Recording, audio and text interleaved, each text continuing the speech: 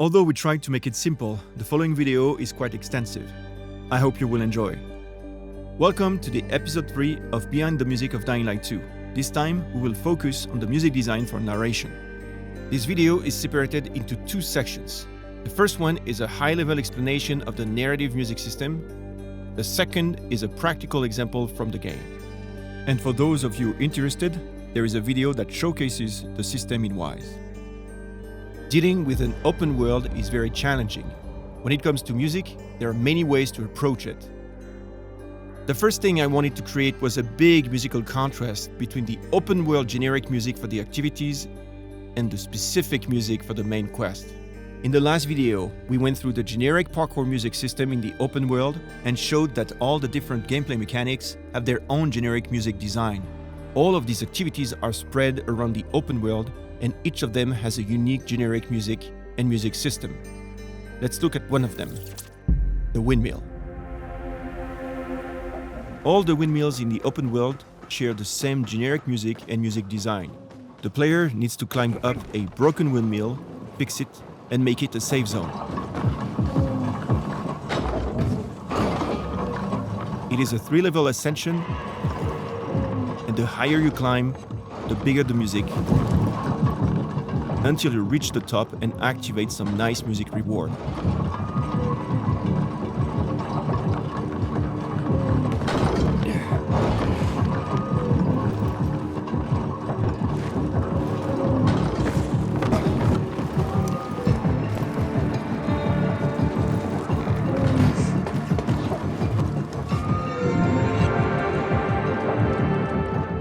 As I've mentioned, this music system is spread all over the windmills and uses what we call the generic windmill music. This is true for all the other activities, using their own music system with their corresponding generic music throughout the open world. Going through the open world and experiencing the variety of the generic music systems with the parkour music in between is already very organic. But what about the original story divided into quests? As most of them also happen in the open world, it should mean that you get the same musical experience. Well, we didn't want that. We wanted to make the players feel the intentions of each quest. And this is what the specific music is all about. It is a way to override any generic music, including the parkour music, and decide how the music will react. Anything can trigger a musical change, like a dialogue, a location, specific animation, and all of this to create a unique narrative drive that is specific for each quest. With the creative director, we went through all the quests together so he could give me his intentions. And thanks to the flexibility of the system, I could write and implement the specific music anywhere in the quests. But the real beauty is that we could remove any generic music from the activities or the parkour and play a totally different music that will follow the narrative drive. As an example, remember that the generic parkour music only plays on the rooftops. Well, if you are in a quest, we can break this rule and add some specific music when you are on the streets. And why is this so important? It's because when you're telling a story, you don't want any interruptions. You want to keep the narrative drive. It's quite obvious for a linear game, but in an open world, the player can leave the quest anytime to do an activity, for example. How do you deal with such freedom? And mainly, how can we know when the player is in a quest? After a lot of R&D, we ended up creating a dynamic music system that switches between the open world generic music and the quest-specific music, depending on the player's action and location. When the players activate a quest, a system calculates the distance from the player's position to the next objective and create a zone that will shrink as they get closer to the waypoint. If the players leave the quest zone with the specific music, and as long as they are away from this zone, they will get the generic music for the activities, including the parkour. It is only when they get back inside the zone that the specific music will be back. This zone can include many activities, and we ended up with two different situations. The activity within the quest zone is not part of the quest, or the activity within the quest zone is part of the quest. When it's not part of the quest, you will experience the generic music features like in the open world. If the activity is part of the quest, the generic music can be ignored and be replaced by the ongoing specific narrative music to keep the narrative drive as fluid as needed. To summarize, we created a music system that let me write music that can follow anything you're doing in the open world, anytime, anywhere, without compromising the narrative drive. Are you still with me? Let's look at a practical example. One of the first quests is called The Only Way Out.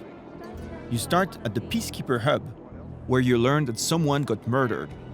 Instead of having the generic music, the theme of the Peacekeepers, you start with the creative director's intention, which is add a little tension. On the left corner of your screen, we've added a map that shows you the specific zone. You can see that now the waypoint has moved to talk to Hakon. It's become the new center of the zone. As you get closer to Hakon, the zone shrinks, and leaving the Peacekeeper Hub, you still can hear the tension going on. You wouldn't have music if it would be generic, but here, you can feel that the drive of the tension is not interrupted, whatever the situation you're in, although you are in the open world. Hakon tells you to go to a specific windmill. And look now at how the center of the specific zone is moving to this very windmill. What's really interesting is although we are in specific music, all of the parkour parameters are active. Therefore, if the player is parkouring, the tension music is becoming more engaging.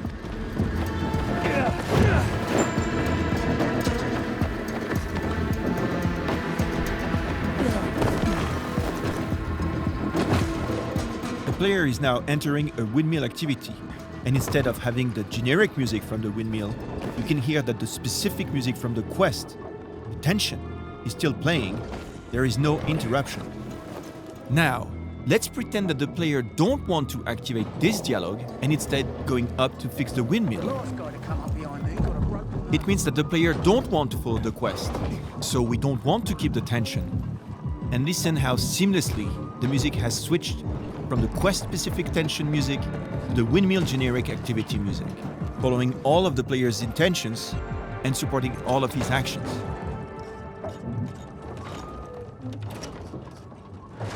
And although the player ignored the quest and fixed the windmill to make a safe zone, he's still in the quest area, and the safe zone music is now overwritten by the specific music of the main quest.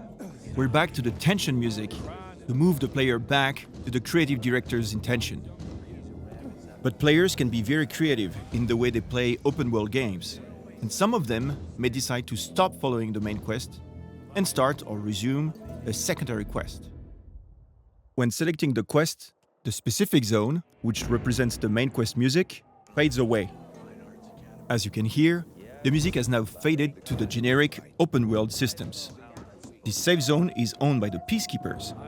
Therefore, you hear their musical anthem. Remember this man from the main quest? If you activate the dialogue, the game will automatically resume the main quest. So it is for the music. We're back to the specific music with the tension coming back. And you can see that the specific zone is reactivated. You never know with old half-assed. That said, he's got the best moonshine. So, worth the wait. Nothing to do but wait, I guess. Hey, you Hubert? Who's asking? A customer. During this dialogue, the creative director wanted to change the intention and add some urgency. Hey, Hubie, you got a special customer. He wanted to push the players to run and catch this Hubert that is running away from you. Buy something. So, that was Hubie, wasn't it? Yep.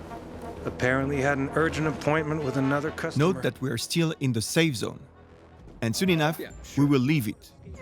We will enter the rooftops, where the parkour music should start. But you won't get the generic parkour music.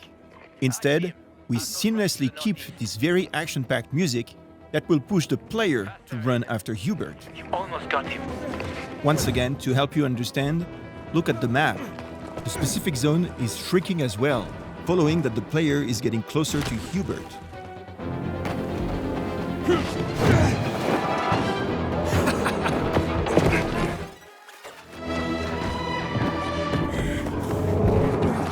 The player is about to catch Hubert.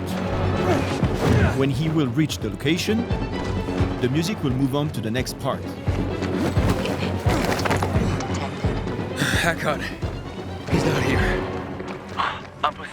The creative director's intention here was more about hide and seek.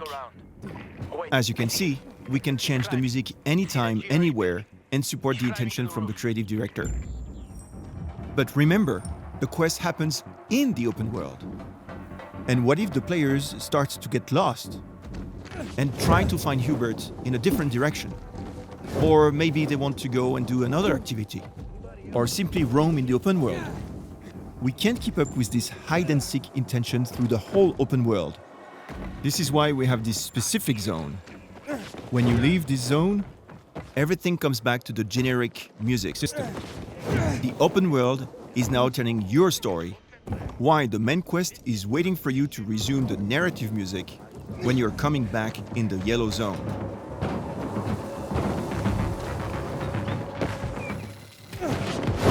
Maybe this little detail can help you understand the flexibility of the narrative system. The quest, The Only Way Out, is still active for the player, but the hub is now out from the specific zone. Therefore, we're back to the generic music system. You can hear the Peacekeeper's anthem. And as a reminder, any activity that is out of the specific zone will have its own generic music.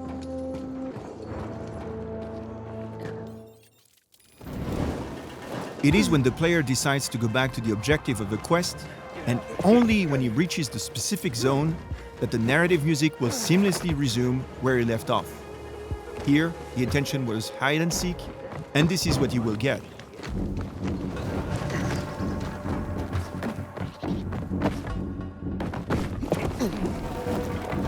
There is so much to share and discuss, but I believe this simplification is enough to expose the premises of what we did.